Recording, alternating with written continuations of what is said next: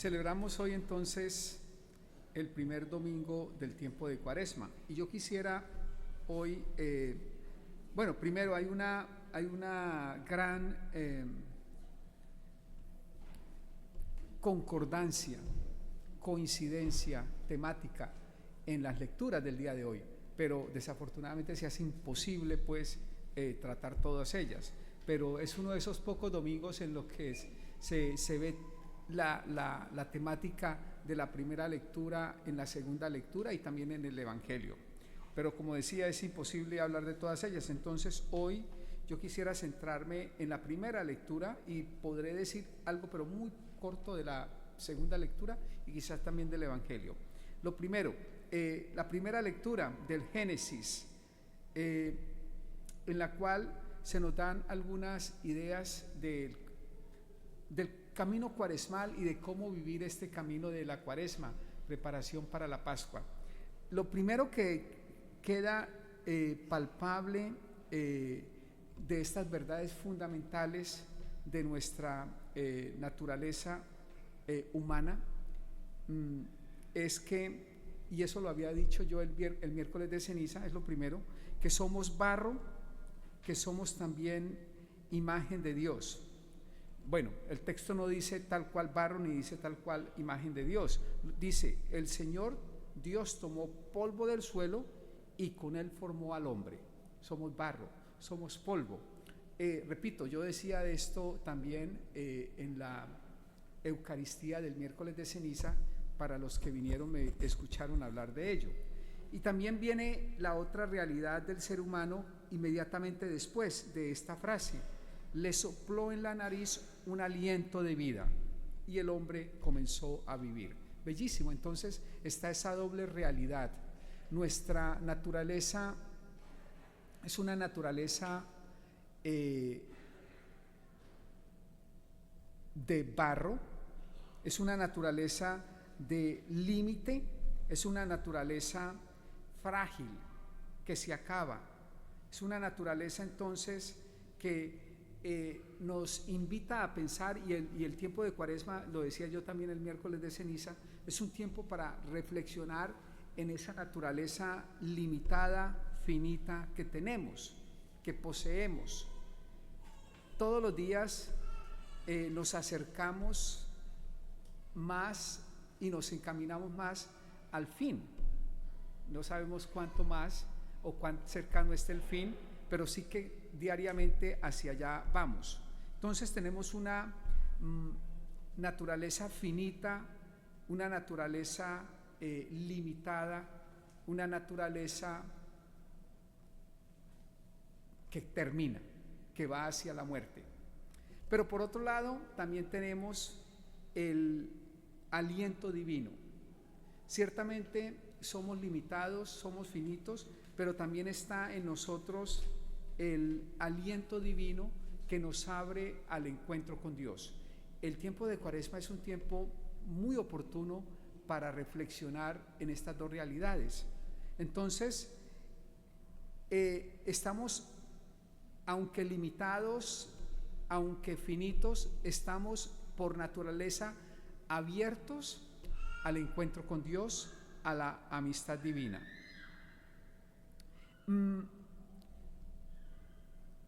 Somos entonces en sí una lucha constante entre lo finito y esa semilla de eternidad que ha sido puesta por Dios en cada uno de nosotros. Aunque nos conocemos y nos experimentamos como personas que vamos un día a terminar, a que vamos a padecer y a perecer, también experimentamos, y sí que podemos experimentar el encuentro con Dios. Ese aliento divino es la semilla de la apertura a Dios. Cada uno de nosotros entonces puede en lo más profundo de su ser encontrar las semillas de Dios y puede encontrarse con Dios. Ese ser con esa dualidad, con esa doble realidad de finitud, pero también de eternidad por el aliento que ha sido dado por Dios desde la creación, fue puesto en el jardín. Y eso también es muy importante y bellísimo del texto de la primera lectura. Ha sido puesto en un jardín para estar en completa armonía con Dios. Entonces, desde nuestros orígenes humanos, el ser humano tenía la posibilidad de estar en armonía perfecta con Dios. Dios nos ha regalado entonces la posibilidad de una comunión perfecta con Él. Ese era el plan entonces original, vivir en amistad con Dios, totalmente en transparencia y en confianza total con Dios. Pero viene ahora lo segundo. Entra en el texto la serpiente, que en el Evangelio es el diablo, es Satanás, que entra en ese juego de lo humano e irrumpe como el perturbador, perturba entonces la armonía con Dios. Y dense cuenta que esa serpiente o el diablo en el texto evangélico, ciertamente para nosotros los cristianos es personal, pero también tenemos que darnos cuenta de toda el misterio del mal que nosotros experimentamos en cada momento. El misterio del mal, que repito, para nosotros es una persona, es Satanás, el diablo, entra en escena sembrando la duda. Es bien interesante que el diablo o la serpiente en el texto del Génesis no entra negando, por ejemplo, la existencia de Dios. Es mucho más astuto y la duda entra de otra manera mucho más soslayada y más difícil de descubrir. La serpiente no dice, por ejemplo, oh, ese Dios del cual ustedes están hablando no existe, es una mentira. Todo lo contrario, acepta la existencia de ese Dios y más bien entra a meter duda a propósito de un mandato de Dios. Recuerden que se le dice Eva, porque Eva es la que empieza el diálogo con la serpiente, que pueden comer, es decir, Dios los puso ahí, pero les prohibió comer de un árbol específico. De todos los demás podían comer, ese era el mandato de Dios, pero de este no. Y allí es donde entra la serpiente y mete duda. Dice lo siguiente: un día le dijo a la mujer, la serpiente, es cierto que Dios, y le hace la pregunta, no hace una afirmación, le hace la pregunta para meter la duda, ¿es cierto que Dios les ha prohibido comer de todos los árboles del jardín? Bien sabía que no era así, era solo de uno. Y Eva le responde, no, podemos comer del fruto de todos los árboles del huerto, pero del árbol que está en el centro del jardín, dijo Dios, no comerán de él ni lo tocarán, porque de lo contrario habrán de morir. Ahí viene la astucia de la serpiente. Bien sabía que sí podían comer de todos menos de uno y entra preguntando que si no pueden comer de todos. Ella dice que no. Y entonces sigue la duda. De ningún modo, le dice la serpiente, no morirán. Bien sabe Dios que el día que coman de los frutos de ese árbol, se les abrirán a ustedes los ojos y serán como Dios, que conoce el bien y el mal. Y la duda entra. Y entonces entra la duda en Eva, ¿y qué tal que sea cierto? ¿Y qué tal que sea verdad que si comemos de él no nos va a pasar nada? Todo lo contrario, vamos a ser como dioses. Entonces la serpiente exagera, distorsiona y pinta y muestra con sus preguntas y con el diálogo a Eva, y esto es bellísimo. Cuando digo bellísimo, en el sentido de que nos da pistas para nuestra propia vida de cómo el mal y el maligno todavía actúan tal cual. Pintan entonces a un Dios egoísta que prohíbe. Dense cuenta que según la serpiente, el mandato de no comer de ese árbol es una limitación, y que si comieran de ese árbol quedarían con un conocimiento ilimitado. Y entonces el mandato de Dios, según la serpiente, es un mandato que limita y es un mandato que es egoísta de parte de Dios y que no es un mandato que lleva a la vida. Y según la serpiente, violar ese mandato llevará a la vida y a una vida de pleno conocimiento. Y entonces llevará al ser humano a conocer y a vivir plenamente, violando el mandato de Dios. Tal cual ocurre hoy, tal cual ocurre en nuestra vida. El peor o el más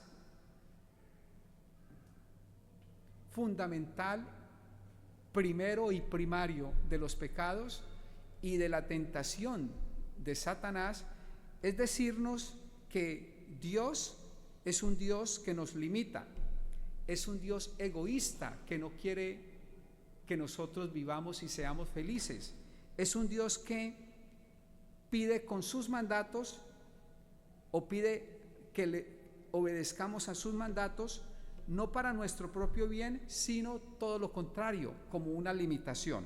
Y entonces el mandato se vuelve una cadena, una opresión. Y Eva y Adán ciertamente caen en la trampa.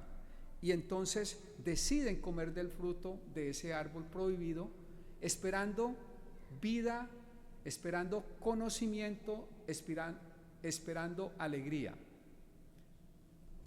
Deciden ir en contra del mandato de Dios para encontrar una vida plena. Deciden no obedecer a Dios para encontrar una vida plena y alegre, tal cual pasa hoy. Muchos pregonan y muchos predican que los mandatos de Dios, los mandatos de la Biblia y los mandatos que nosotros intentamos seguir, lo que hacen es tenernos oprimidos, y lo que hacen es que perdemos la libertad y que ellos no nos dan ni la realización ni la alegría. Más bien la realización y la alegría se encuentran violando esos mandatos, yendo en contra de Dios, y entonces se dirige una vida solamente centrada en lo que yo quiera para poder ser feliz, en lo que yo quiera para poder realizarme. Y entonces el gran pecado del ser humano es ese. Y hoy entonces nos vemos todavía inclinados a ese pecado. Lo otro que pasa, y ya voy terminando, es que después del pecado o después de comer del fruto pasa algo bien interesante.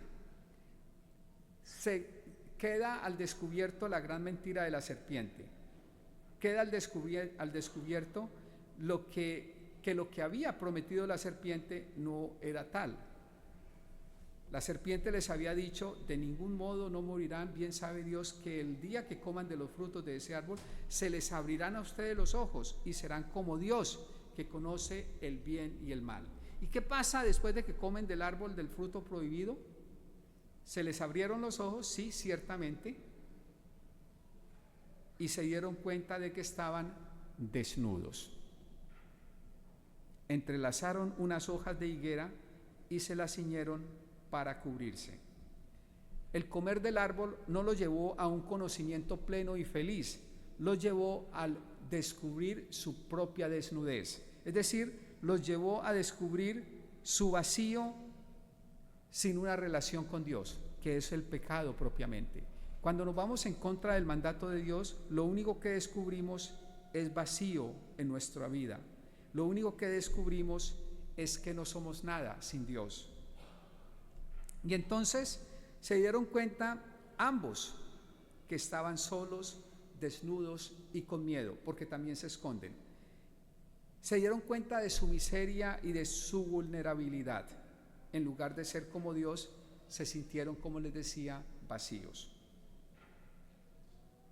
El pecado entonces rompe esa armonía, la armonía que existía en el jardín antes de que entrara en escena la serpiente y de que Adán y Eva comieran del fruto prohibido. Ha sido perdida, ha quedado abolida, y ahora lo que hay es solo el deseo de esconderse y de vacío.